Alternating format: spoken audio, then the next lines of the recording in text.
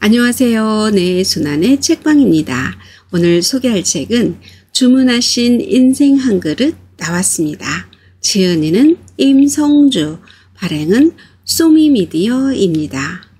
이 책은 정말 돈이 없어서 소자본 창업을 해야 하거나 이것마저 실패하면 더 이상 갈 곳이 없어 최대한 리스크가 적은 창업을 해야 하는 창업의 진심인 이들을 위한 책입니다. 정말 쫄딱 망했다.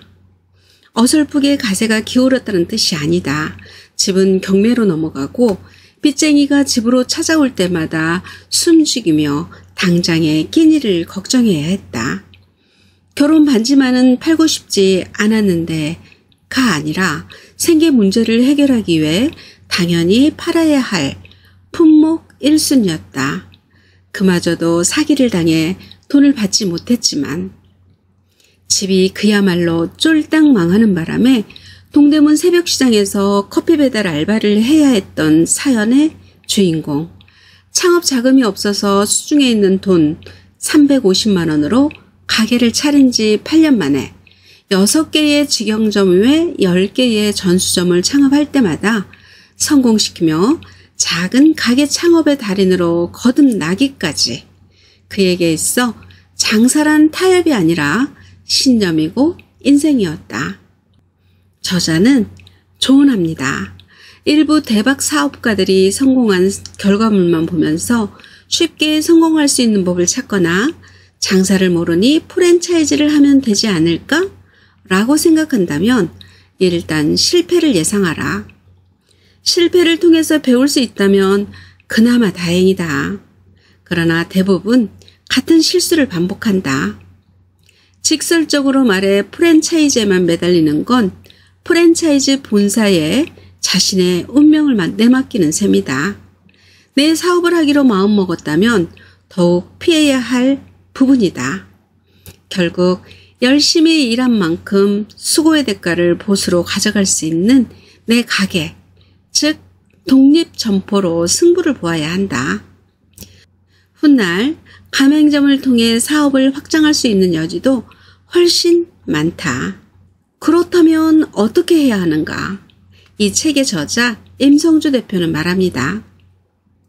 최대한 작게 시작하세요. 그리고 크게 키우세요. 이 책에는 최대한 작게 시작해서 어떻게 성장시키는지, 저위험 고수익 창업이란 어떤 것인지, 적은 가게로 큰 가게들을 이겨왔던 자신만의 경험과 노하우를 고스란히 담았습니다. 인생도 요리도 결국 방향이 중요하죠.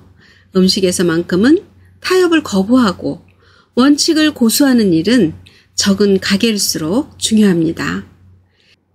내 작은 가게를 창업하고 자신의 업에 있어서 최선을 다하는 삶을 꿈꾼다면 그의 세심한 조언에 귀를 기울여보자.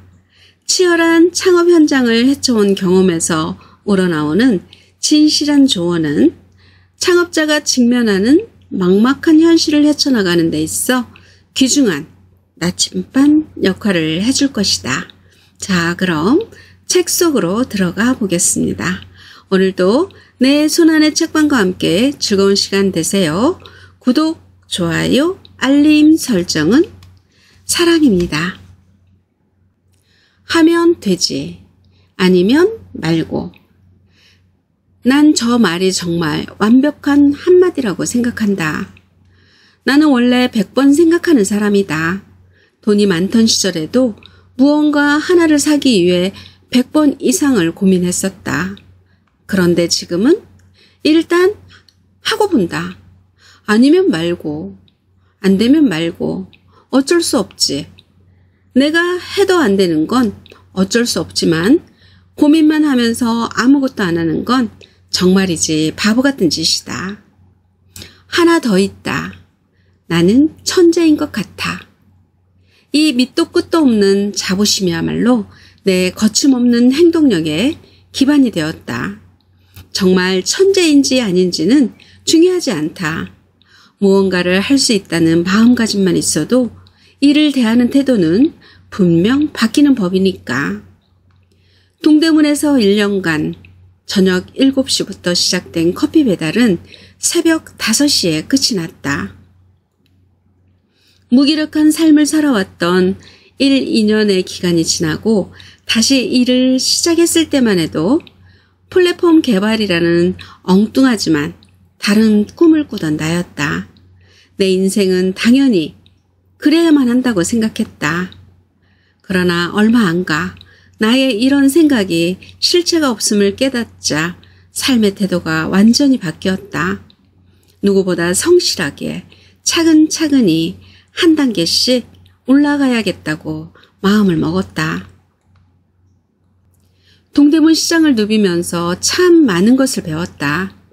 상인 중에는 거상도 있었고 돈이 없어 소자본으로 옷을 떼가는 소상인도 있었다. 흔히 사입 삼촌이라고 부르는 옷을 대신 사입해서 배송해주는 분도 있었다. 그 외에 옷을 저렴하게 사기 위해 옷 장사를 하는 척 하면서 물건을 보러 오는 주부들도 있었다. 하는 일은 조금씩 달랐지만 누구나 부지런해야 했다. 새벽에 움직인다는 것은 그런 것이다. 내가 볼 수 없었던 세상에서 나에게는 전혀 필요 없던 일들로 누군가는 삶을 영위한다는 것이 충격이었고 매일 바쁘게 움직이며 열심히 살아가는 모습에 한 번 더 충격을 받았다. 내 인생에 저렇게 열심히 살아본 시절이 단 하루라도 있었을까. 어찌됐건 사업이 망하지 않았다면 나는 여전히 내 삶에 안주한 채 다른 세상을 접할 기회조차 얻지 못했을지 모르겠다. 불행인지 다행인지 나에게 새로운 세상을 볼 기회가 생겼고 그 당시 하루하루 최선을 다해 살아가는 상인들을 보며 정말 멋있다고 생각을 했다. 그리고 나도 다시 일어나 저들처럼 열심히 살아보고 싶다는 꿈을 꾸게 되었다. 간장게장의 탄생에서 덮밥집 개업까지.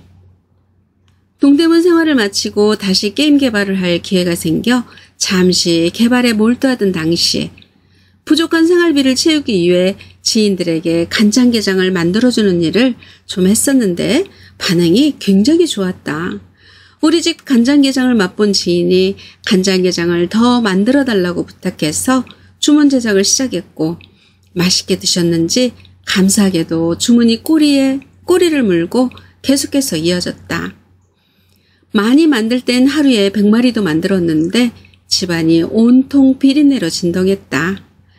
그 당시에 우리 집엔 차가 없어서 밖에 달린 대형 아이스박스에 꽃게를 숙성한 후 간장과 꽃게로 가득 찬 100kg에 가까운 그 무거운 아이스박스를 통째로 질질 끌고 다녔다.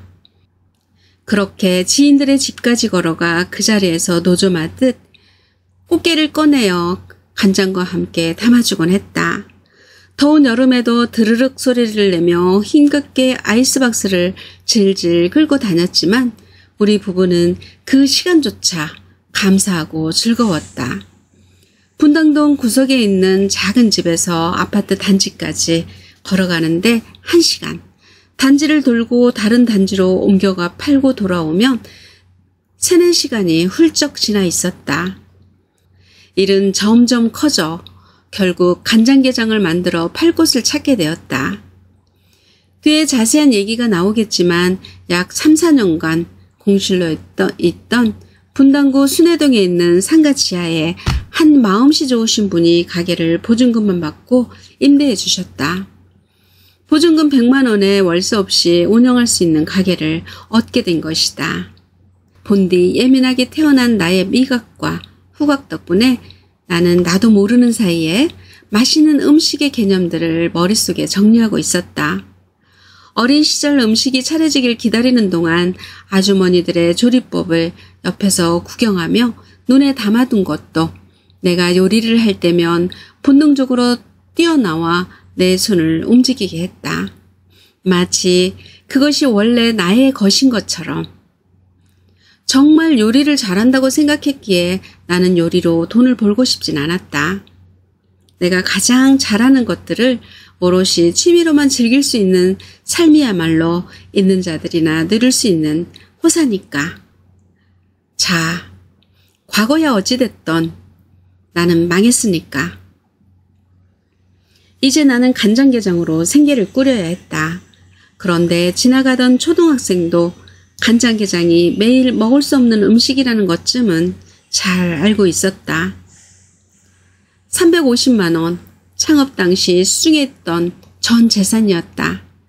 다행히 점포 계약을 하고 게장을 팔기 위해 준비를 하고 있었지만 준비 과정에서 많은 고민이 있었다. 첫째, 과연 지인들이 간장게장을 얼마나 더 팔아줄 수 있을까? 둘째, 인터넷으로 홍보를 한다고 했을 때 기존 공룡 업체들 사이를 비집고 올라설 수 있을까? 만약 올라설 수 있다고 하더라도 그 오랜 기간 돈을 벌지 않고 버틸 수 있을까? 위의 두 가지가 가장 큰 고민거리였다. 고민이 있다는 건 지금 하면 안 된다는 것, 결정을 내리는 것은 매우 빨랐다. 반 이상이 비어있는 지하 푸드코트에 한식 뷔페가 3곳, 한식 백반집이 1곳, 팥빙수집이 1곳, 돈가스집이 1곳 있었다. 고민할 게 있나? 나도 밥 팔면 되지 뭐. 근데 어떤 밥을 팔지? 당연히 내가 생각했던 건 덮밥이었다.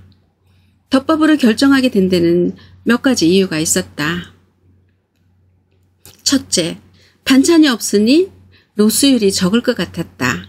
둘째, 요리가 밥 위에 올라가니 플레이팅에 크게 신경을 쓰지 않아도 될 것 같았다. 셋째, 학생들이 좋아할 것 같았다. 마침 바로 앞에 분당 고등학교가 있었다. 그래서 덮밥을 팔기로 하고 매장을 세팅했다. 세팅하고 보니 가스 연결 비용과 집기 구매 비용까지 해서 약 250만 원이 들었다. 장비들은 가장 저렴한 걸 찾아 중고로만 구매했다. 그릇과 집기로만 새 것으로 기분 좋게 준비했다. 림 꽃도임 비스트로.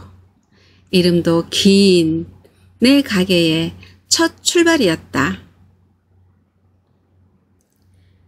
350만 원으로 음식점 창업하기 정말 가능할까? 소자본 창업이란 무엇이고 어떻게 해야 할까? 투자금만으로 6개월에서 1년을 버틸 수 있다면 그건 소자본이 아니다. 요식업계에서 소자본 창업을 얘기하면서 보통 듣게 되는 이야기 중 하나가 최소 6개월은 버틸 돈을 갖고 시작해야 한다라는 말이다. 그래서 돈 없는 사람이 그걸 언제 모으나? 작은 가게를 오픈한다고 이야기할 때 보통 6천에서 7천만 원의 금액을 이야기한다.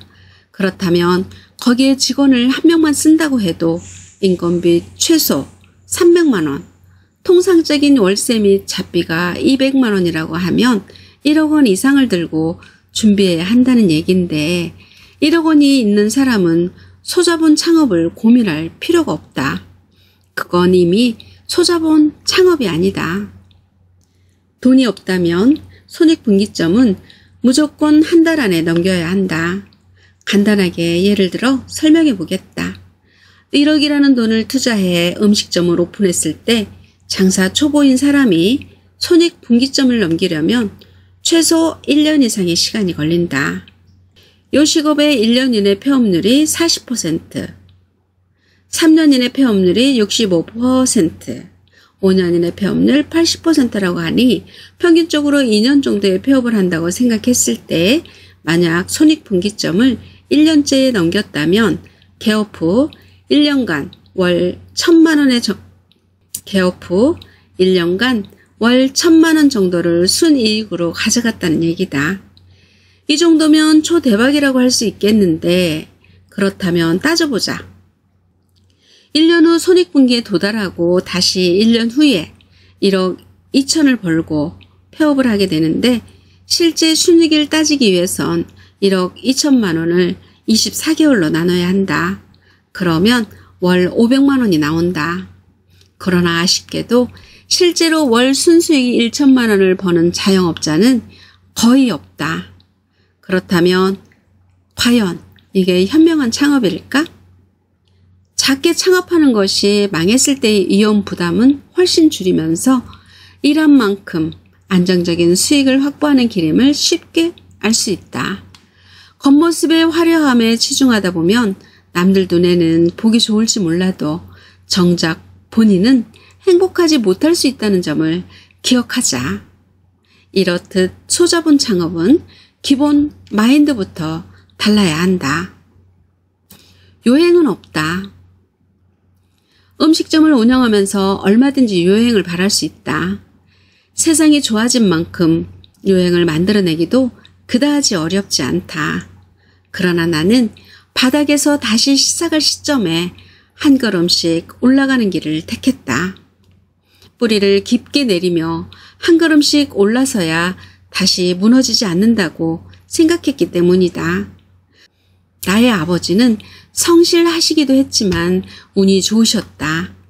경기 호황과 맞물려 일이 넘치는 시대에 능력까지 더해지니 사업을 크게 일굴 수 있었다.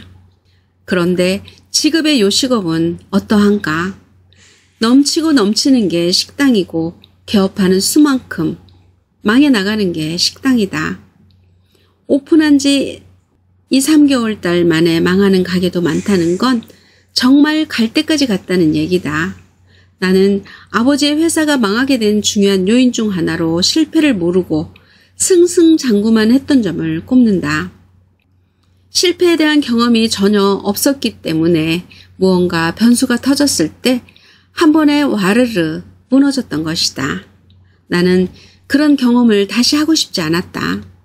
아무것도 모르는 상태에서 시작해 하나씩 차근차근 알아가며 느린 걸음을 걷기로 했다. 속도를 줄이면 주위 풍경이 눈에 들어오는 것처럼 느리게 걸어가며 천천히 옆을 둘러보기로 했다. 그래서 나는 오픈 후 광고를 하지 않았고 블로그 작업도 하지 않았다.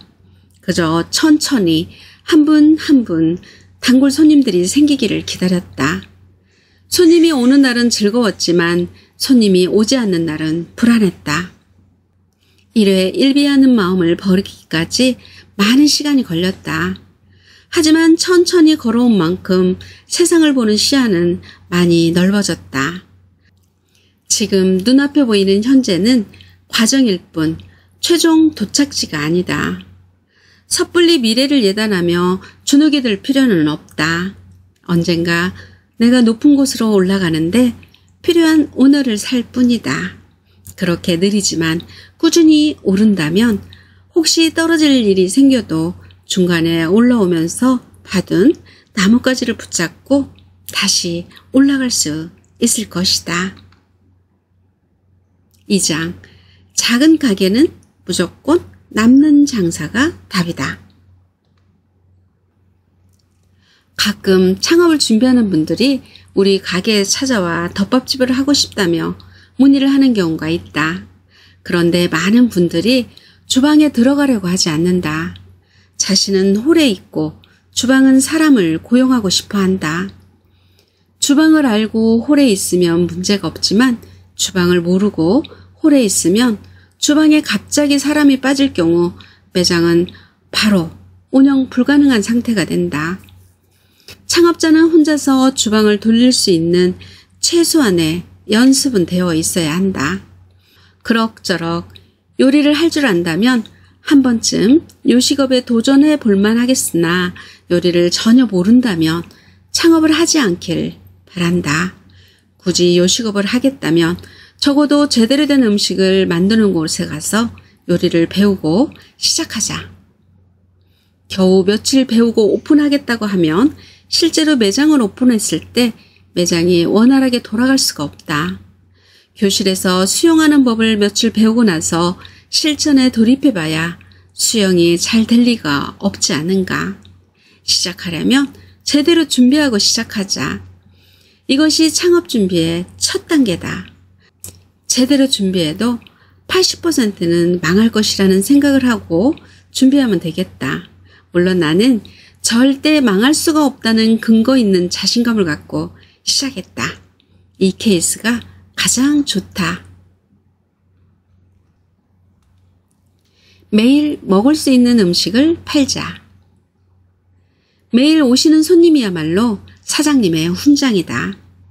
요식업을 하면서 음식부터 디저트, 주류에 이르기까지 많은 것들을 팔 수 있지만 소규모 매장을 운영함에 있어서 매일 먹기에 부담이 되는 음식을 파는 것은 굉장히 위험한 선택이다.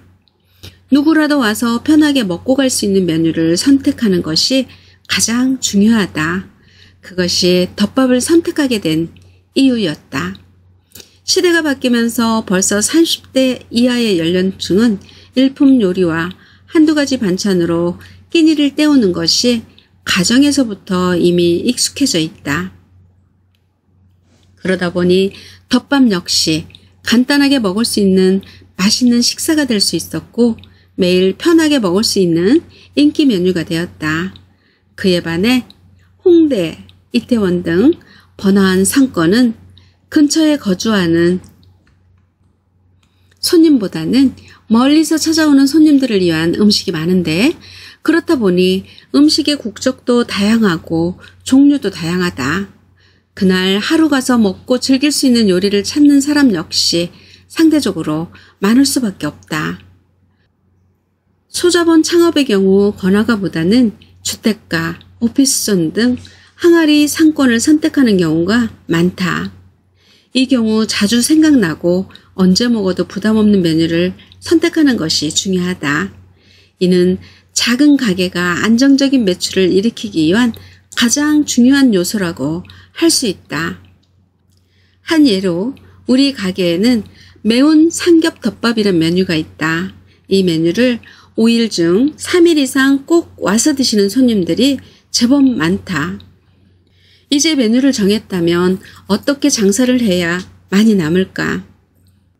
요식업에 관심 있는 분들이 내게 가끔 도움을 청하며 물어보시는 것 중에 가장 대답하기 난감한 질문이 어떻게 해야 많이 남느냐는 질문이다.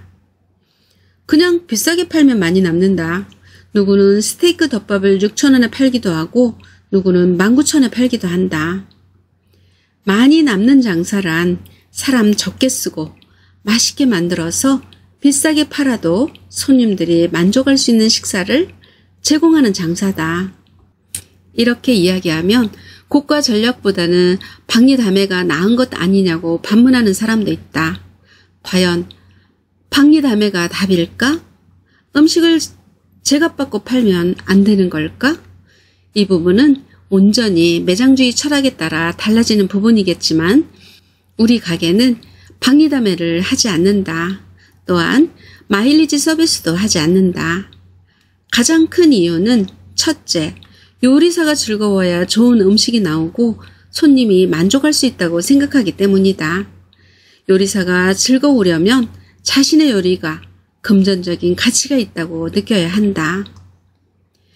경쟁이 치열하던 그렇지 않던 박리다매는 매장주의 몸을 상하게 하는 결과를 낳는다. 번화가 상권에서 5,000원 내외의 초저가 메뉴들을 팔면서 문 닫는 가게들을 많이 볼 수 있다. 일단 월세를 부담하기 쉽지 않다는 점도 있지만 가장 중요한 건 손님들이 무조건 저렴하다고 해서 그 가게를 가는 건 아니라는 사실이다. 결국 손님에게 음식의 가치를 제대로 전달하는 게 핵심이다. 무턱대고 가격을 낮추기보다 제대로 된 가격에 제대로 된 음식을 제공하는 것을 최우선의 목표로 매장을 운영해야 한다. 가게는 작은 게 좋더라. 요식업 초보라면 2, 3인인 운영이 답이다. 물론 업종에 따라 가게의 크기는 달라지는 게 맞겠지만 처음부터 큰 가게에서 시작하는 건 프랜차이즈가 아니라면 권하고 싶지 않다. 설사 당신이 돈이 많다고 하더라도 일단 가게가 작으면 첫째, 손님들을 줄을 세울 수 있다. 둘째, 초기 비용이 적게 들어간다. 셋째, 음식이 기본적으로 맛이 있다면 11평만 되어도 충분히 넉넉한 돈을 벌 수 있다. 넷째, 인력 관리에 어려움이 덜하다. 다섯째, 망해도 타격이 덜하다. 이 정도의 장점이 있는 것 같다. 저 중에서 인력 관리의 어려움이 덜하다는 것은 이런 것이다. 작은 가게는 최악의 경우에 나 혼자라도 매장에 돌아가야 한다. 도와줄 사람이 없다면 욕심부리지 말자는 뜻이다. 장사가 되든 안 되든 돈을 때려 박을 수 있는 매장이라면 문제가 없지만 이 책을 읽는 분들은 대부분 당장 돈을 벌기 위해 요식업을 준비 중일 것이다. 이 경우에 나 혼자 운영할 수 있는 매장이 아니라면 창업하면 안 된다. 코로나 시국을 거치면서 예전보다 아르바이트 인력을 구하는 것이 쉽지 않고 특히 요식업의 경우 주위 사장님들의 이야기를 들어보면 시급 15,000원에도 사람을 구하는 게 쉽지 않은 상황이 되었다. 내가 운영하는 매장의 경우 2인 운영체제다. 기본적으로 부부가 운영하는 매장이지만 아내 대신 아르바이트가 나와 일을 돕는데 혹여 아르바이트가 나오지 못하는 상황이 되면 아내가 언제든 급하게 나와 일할 수 있는 형태다. 이렇게 어떤 상황에서도 매장이 확실하게 운영될 수 있는 조건에 인력 세팅이 되는 한도 내에서 오픈을 해야 매장이 안정적으로 돌아갈 수 있다. 아르바이트는 상시 인력이 아니다. 만약 누군가 상시로 도와줄 사람이 없고 나 혼자뿐이라면 욕심 부리지 말고 1인 매장을 오픈하기를 바란다. 작은 가게에는 작은 가게만의 전략이 있다. 작은 가게의 운영에는 무언가 특별한 게 있다. 작은 가게를 운영할 때와 큰 가게를 운영할 때 다른 점이 있을까? 당연히 있다. 그중 중요한 몇 가지를 정리해보자. 첫째, 흔히 말하는 시그니처, 즉 킬러 메뉴가 하나는 있어야 한다. 그러면 내가 하고 싶은 요리를 할 수 있다. 왜냐하면 그 메뉴 하나가 단골을 만들고 그로 인해 충성도가 높아진 손님들은 다른 메뉴가 조금 모자라도 그 메뉴에 대해 관대해진다. 오랜 시간 가게를 찾아주신 단골 손님들께서 감사하게도 우리 가게에 지어준 별명 중 하나는 믿고 먹는 림 꽃도다. 어떤 메뉴라도 요리에 모자람이 없다고 생각하신다. 특별 한정 메뉴로 돈가스가 나오면 18,000원에 판매하는데 우리 손님들은 이건 무조건 먹어야 한다고 말씀하신다. 단골 손님 팀, 예를 들어 6분이 오시면 18,000원짜리 6개를 주문한다. 더럽게 비싼데 지금 아니면 못 먹는 메뉴니까 소진될 때까지 그것만 시키신다. 바로 아기 돼지의 눈물이라는 메뉴다. 말도 안 되게 맛있는 저 세상 돈까스. 아, 이거 드시면 다른 돈까스는 그냥 커피지. 여하튼 어딜 가도 자신 있게 내놓을 수 있는 메뉴가 반드시 있어야 된다. 한 가지 예를 더 들어보자. 나는 우리 매장에서 라멘을 처음 시작했을 때 남들이 아무도 안 하는 규고츠 라멘 한 가지만 판매했다. 무슨 일이 일어났을까? 이게 라멘이에요? 라는 단골들의 질문, 나의 대답은 너무도 명료했다. 도토리현 지역에서 많이 먹는 규고츠 라멘입니다. 단골들의 대답은 더욱 명료하다. 아, 그렇구나. 한 번 드시고 안 드셨을까? 안 팔렸을까? 아니, 정말 많이 팔렸다. 왜냐고? 믿으니까. 이게 손님의 신뢰를 얻은 킬러 메뉴로부터 나오는 힘이다. 둘째, 양은 정확하게 하자. 많이 주는 건 티나게 많이 줘야 오해가 없다. 단골이든 아니든 정량은 무조건 지켜라. 혹시라도 많이 나가면 무조건 많이 나갔다고 말을 해야 된다. 왜냐고? 안 그러면 여기는 예전보다 양이 줄었어 라는 말이 무조건 나온다. 손님들은 오늘 양이 많이 나왔네 라는 느낌을 잘 받지 못한다. 반대로 저번보다 양이 줄었네 라는 느낌은 명확하게 기억한다. 그래서 평소보다 양이 많이 나갔다면 유별나게 티를 내야 한다. 나는 티를 내면서 한마디 덧붙인다. 다음에 양이 적으면 그게 정량이라고 생각하시면 된다고. 셋째, 서비스업 환불은 화끈하게 하자. 내 잘못이 아니라 하더라도 대처가 화끈하면 뒤끝이 좋다. 림 꽃도는 음식에 문제가 생겼을 때 화끈한 서비스와 환불을 가장 중요하게 생각한다. 음식에 문제가 생겼다면 돈을 받지 않는다. 이 원칙은 우리 가게에서는 매우 당연한 일이다. 넷째, 상권마다 찾아오는 손님의 성별 비중에 차이가 있다는 점을 알고 전략적으로 접근해야 한다. 가게에 방문하는 모든 손님이 중요하지만 오피스존 등의 항아리 상권에서는 남자 손님을 잡아야 한다. 일반적인 식사를 제공하는 작은 식당에서 남자 손님이 차지하는 비중은 매우 크기 때문이다. 반대로 바이럴 효과를 원하는 번화한 상권 혹은 고급스럽고 예쁜 인테리어와 그에 어울리는 요리를 제공하는 매장이라면 여성 손님의 마음을 사로잡을 수 있느냐 없느냐가 가장 중요한 포인트가 될 것이다. 사람마다 다르긴 하지만 일반적으로 남자 손님은 매일 같은 음식을 드시는데 거부감이 덜하다. 나와 같은 소상인에게는 가장 힘이 되는 손님이다.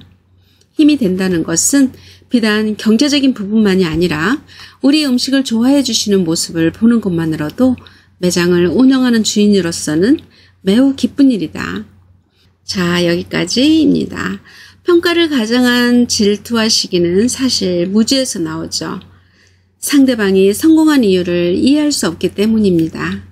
나보다 못하던 사람이 나보다 잘 나간다는 현실을 부정하고 싶으니 하나라도 트집 잡으려 혈안이 될 수밖에. 자신이 더 우월하다는 걸 증명하고 싶은 심리죠.